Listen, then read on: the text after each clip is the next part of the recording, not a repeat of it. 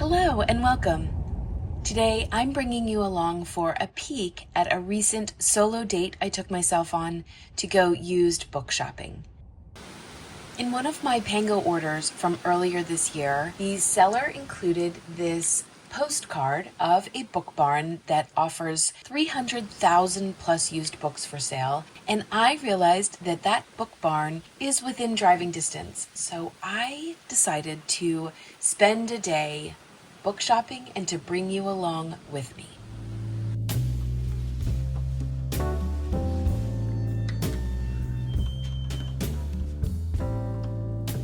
Before we get too far into our shopping experience, I will be sharing my haul with you a little bit later on in this video, as well as sharing some surprise news. So be sure to stick around for that. The first thing I would like to share with you is the quietness in the entry of this book barn.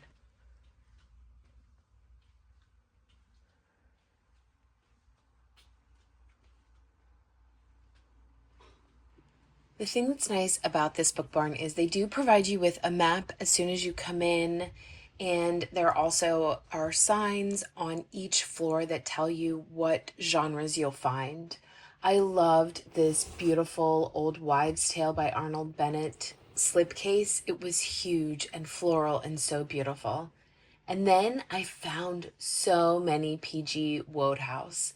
So you might hear me say this again later, but this book barn is not a place where you're going to find a lot of deals. So, spoiler alert, I did not get any PG Wodehouse, mostly because I have some huge omnibus versions, and I knew that those would be expensive. So, for instance, this C.S. Lewis with his Out of the Silent Planet trilogy, it's beautiful, but it's $25, and it just wasn't a price that I wanted to spend on that. I did find Ruth Sawyer's Roller Skates. If you haven't read it, I highly recommend it. It's a wonderful middle grade. And then I've just done the Frances Hodgson Burnett deep dive, and I found Sarah Crewe, which is just a snippet of the story that we know of A Little Princess. She wrote it in kind of spurts, and Sarah Crewe was one iteration of that. So I loved seeing it bound just as Sarah Crewe. I then went upstairs to the third floor. You can just see how thick these stone walls are. It's just really incredible. There was this beautiful biography section of just the royal family. There were just so many books here. This was not even a quarter of what was there. So I'm always sort of tempted to get one, but I figure if I want to read that, I can always get them from the library.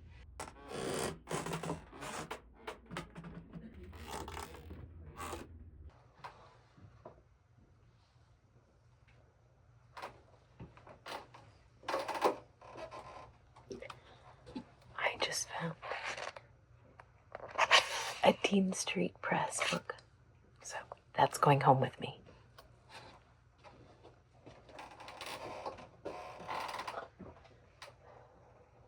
Now that we are on the upper floors, you can hear the floor creak, and it's magical. I just walked around just so I could hear the floor creak. We're now in the mystery section. I am just pulling some books here that I've heard people mention, or I thought the cover looked interesting. So let me know if any of these books are ones that I should have actually brought home with me, because I did leave those there. I also loved finding these beautiful sort of vintage treasures that were interspersed with other books on the shelf, but they were quite expensive. Again, they're collector's editions, but I was definitely tempted by The Corpse with the Red-Headed Friend. The next couple were murder mysteries in gardens. So Death in an English Garden by Sarah Rosette. I loved these beautiful paperback copies. I loved the illustrations on the cover. I loved the design around the edge. But these were books 5, 6, and 7, and I just did not feel like getting those and then having to find the first 4. I also found Death in the Garden by Elizabeth Ironside. This was also a set, but alas, I left both of them there. So let me know, was that a mistake? Over in the fantasy section, I found a few Catherine Arden. If I didn't already have a hardcover of The Bear and the Nightingale, I would have gotten it. That is the first book in a basically 14th, I think, century Russia fantasy book. It's fantastic.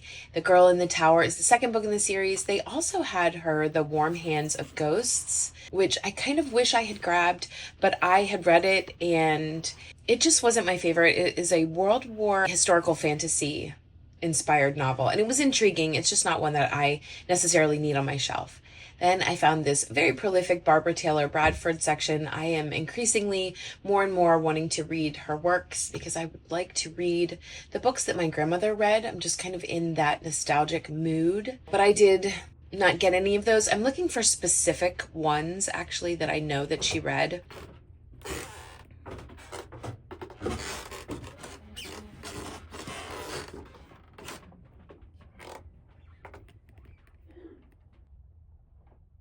So you can see how many books are just crammed into this book barn. You can see how they get to that 300 plus thousand books. There were some modern books, like here is a Taylor Jenkins Reid book.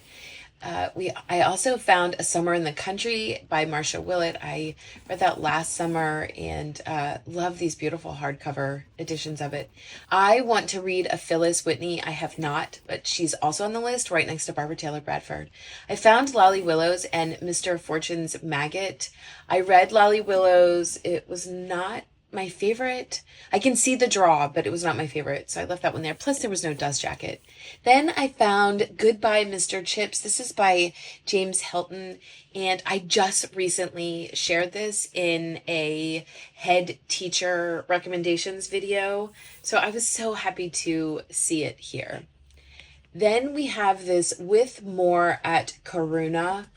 Oh my goodness. The cover of this is so beautiful. It's obviously very old. They leave chairs just everywhere because they like people to just sit and read. Was this someone related to Edith Wharton? I don't know. Anyway, this was published in 1897. Just such an old, beautiful book. So next I moved upstairs. This gets more into the nonfiction section, and it also is travel oriented. So I found the English section. I could sit in one of those chairs that they leave around and read so many of these books. This is just a very well stocked section.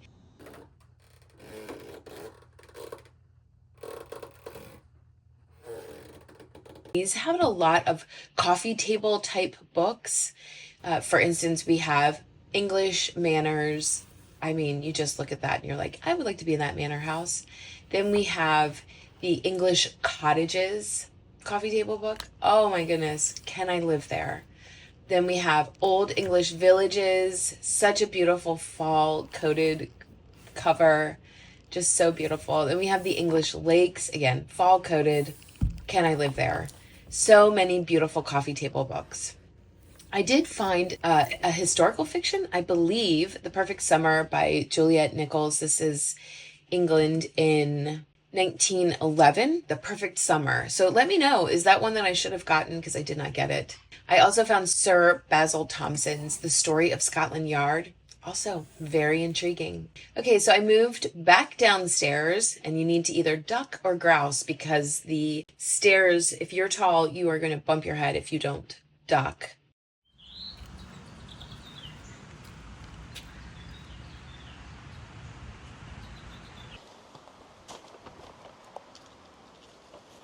All right, before we get to the hall, I'm going to have a little bit of a scone treat.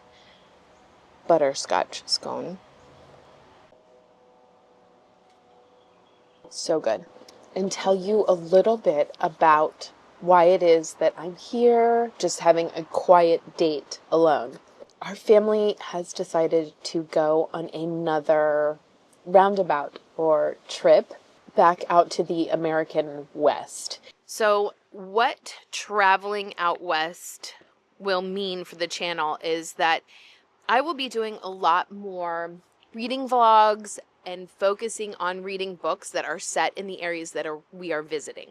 And also my reading wrap-ups are probably going to be more geographically centered. So like when we leave a specific area, I'll just share the books that I chose to read in that area rather than doing a monthly wrap-up. I'm hoping to still be doing little free libraries and used book shopping and all of those same things that you find on my channel. But again, I'll just be somewhere else and be able to share with you just the beauty of the American West. It is a big reason why my channel name is Literary Wanderings. So combining my love of reading with my love of travel and then sharing that with you guys. And this means a couple things. The first thing is I am right now just soaking up my solo time. I'm an introvert. I am regenerated by being alone and having time to myself. So that's important. I'm just trying to get my batteries recharged. I love being around my family a lot, but living in a camper together is much smaller quarters. And while we are outside a lot more, we do have just a lot more closer time together. And again, I love it, but I do want to make sure I'm starting feeling energetic. The second thing is because we're going to be traveling in the camper, I have limited space for books. And so my book shopping extravaganzas and experiences out west will be pretty curtailed. And so I thought it would be nice to come to the book barn and just spend some time alone perusing and just having that experience of being able to get the used books that I am interested in and want for my collection. So with that said, I had really great luck. So let me show you. All right, she gave me a really lovely reusable grocery bag to keep my books in, which is really great. So I got a lot of mysteries. I know I stopped and told you guys when I found a Dean Street Press book, but I actually found 3. So I got 2 Patricia Wentworths. I got Will o' the Wisp, which is a Golden Age mystery. And then I got an Ernest Lamb mystery, which is Who Pays the Piper. And then I got a Belgrave Manor Crime by Moray Dalton, which is also a Golden Age mystery. So I have not done any research to find out if these are part of the series. I mean, I'm assuming Moray Dalton and Ernest Lamb are part of a series, but I could not pass up the chance to get these older Dean Street Press versions. Yeah, this one's 10 years old. I also got this Christmas mystery, Tidings of Death at Honeychurch Hall. This is by Hannah Dennison. It's Deadly in the Countryside.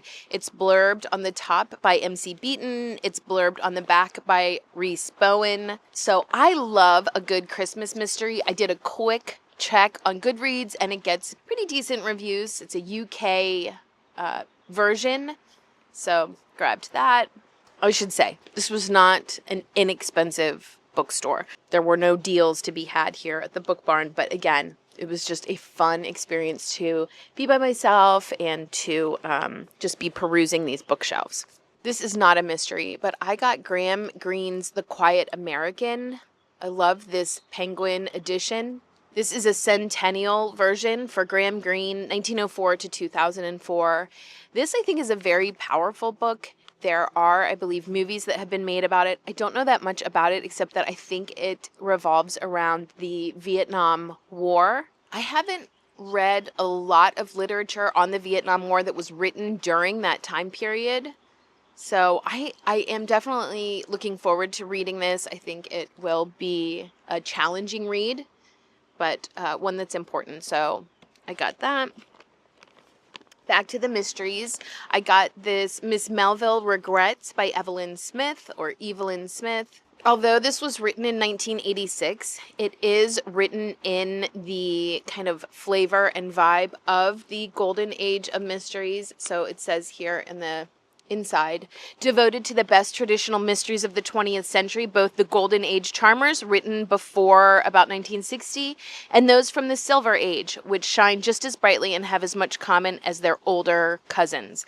If you love twisty puzzles, witty characterizations, and the art of civilized crime novel, pull up a chair.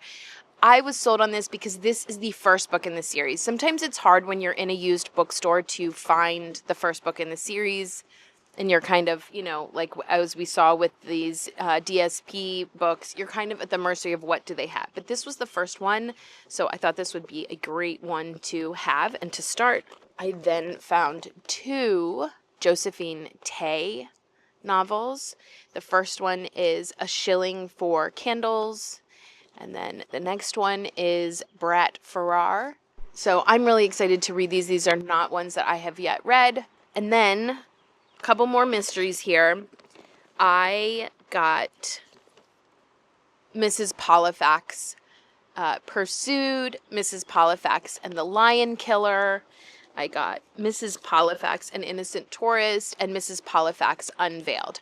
So I, at this point, have an eclectic collection of Mrs. Polifax. Some are old vintage copies, some are new paperbacks, some are not original, but definitely older hardcovers. So I'm just happy to be finding them and collecting them. I do plan on just filling those in as I find the holes. All I know is, though, that I do not yet have these 4 in my collection. So I picked those up as well. Okay, I did a little cleanup so you could see me. So I've got 2 more books in that bag that we'll just get through really quickly. So the first one is The Wall by Mary Roberts Reinhardt. My friend Beth, when I joined her and Jen and Melissa for a summer TBR and recommendations video way back in June, had said that she was going to be reading this. And at the time I thought, you know what, I haven't read a Mary Roberts Reinhardt. That one sounds really good. Maybe I'll come across it sometime in my used book searchings. And lo and behold, today was the day. So I found this lovely Otto Penzler Presents American Mystery Classics version. This was originally published in 1938, but this reprint is published in 2021. So I'm really looking forward to picking this up. It just seems just very providential. And then also providential is that my friend Melissa, during that same video, had said that she was going to read Theophilus North by Thornton Wilder. She had been, just like me, really kind of reintroduced to him by reading Tom Lake by Ann Patchett. And when I did my 10 books that I would recommend to anyone video, also back in June, someone commented and said that they could recommend this book to anyone, that they loved it that much and thought it was a book that everyone could read. And at the time that Melissa mentioned it and this person mentioned it, I thought, you know what? That's a sign. This needs to be on my search list. And I found a huge Thornton Wilder section here in this bookstore and found this paperback. If I had found the hardcover, I might have grabbed that instead, but I'm happy just to have this book so that I can pick it up at my whim and read it. Very excited about those finds. Okay, so now I'm going to finish cleaning up and we'll move on to the second bag. Okay, so these books are all vintage that I need to be very delicate with. I talked to the lady about finding some Mylar covers for them. She gave me some instructions on how to do that. So I have not ever read any Emilie Loring. So we have this My Dearest Love. Look at this cover. So beautiful. We also have The Shadow of Suspicion. And we also have When Hearts Are Light Again. So there were other ones in there, but I can't buy all the books. 3 was a lot for an author that I haven't read. But I'm looking forward to this kind of vintage romance genre. So let me know if you have read any Emilie Loring. This one is set in World War II. This one is set on ski slopes, which I love to read in the winter. So this one I was like, oh, that's going on my winter stack. This one just looks so beautiful. So I am excited to dive into these. And then this is the one that I had talked to the lady about a Mylar cover. So this is the Warning on the Window. This is a Judy Bolton. It's very far down the path of the series. And I've said that you need to read this series in order because Margaret Sutton definitely built her characters and the plot and things kind of pull through. So I don't know if I can jump into this yet, but I could not turn up a possibility of getting another Judy Bolton. So, I mean, the covers are just so beautiful. Oh, you guys, I have had this in my cart on eBay for months now, ever since I went down the rabbit trail of Mildred Wirt Benson earlier this year with my Vintage Girl Sleuth series. And at that time, I had talked a lot about Penny Parker, but it turns out Joan Clark is also Mildred Wirt Benson. Turns out she also wrote the Penny Nichols series. And like I said, I had this exact book in my eBay cart to be keeping track of it. And when I saw it here today, I thought, I don't think that I can leave this here because I think I would regret it. So I got another Mildred Wirt Benson book. Love that Mildred Wirt Benson. I did also find a Penny Parker in there. It was in a glass case. It did have Mylar wrapping on it, and I asked, it was number 15 in the series. I asked the proprietor how much it was. She went and checked it, and she actually was bringing it up to the register for me, and I was like, well, how much is it before we go that far? It was $120. And while that's very tempting, I have a wonderful e-version of all the Penny Parker books, and I might just have to be happy with that because $120 for one of the last Penny Parkers. I mean, maybe if it was the first one, I would have thought long and hard about it, but needless to say, it's still inside the store. And then I got this Thrush Green by Miss Reed hardcover with this tri-colored dust jacket. So do I have this already as a paperback version? I think so. But did I carry this around for a while and think, do I need it? Probably not. But again, how would I feel if I left it here? Will I be sorry? I just think it's hard for me to resist these beautiful older copies. And I thought, I will just pass on the paperback version that I have. All right, so that is my haul, my very large haul, kind of unexpected. I thought maybe I would find a couple books here today, but finding all of these vintage books and all of the mysteries was a delightful experience. And I'm so excited to be sharing with you all our plans for traveling out west. I hope that you will be looking forward to, as I am, to seeing some bookshops and reading vlogs and reading experiences that are more set in the American West than what my current videos are. As always, you guys, let me know what you saw me leave behind here at the store, and also let me know of what I bought, what you would put to the top of your TBR next. As always, you guys, thanks so much for watching, and until next time.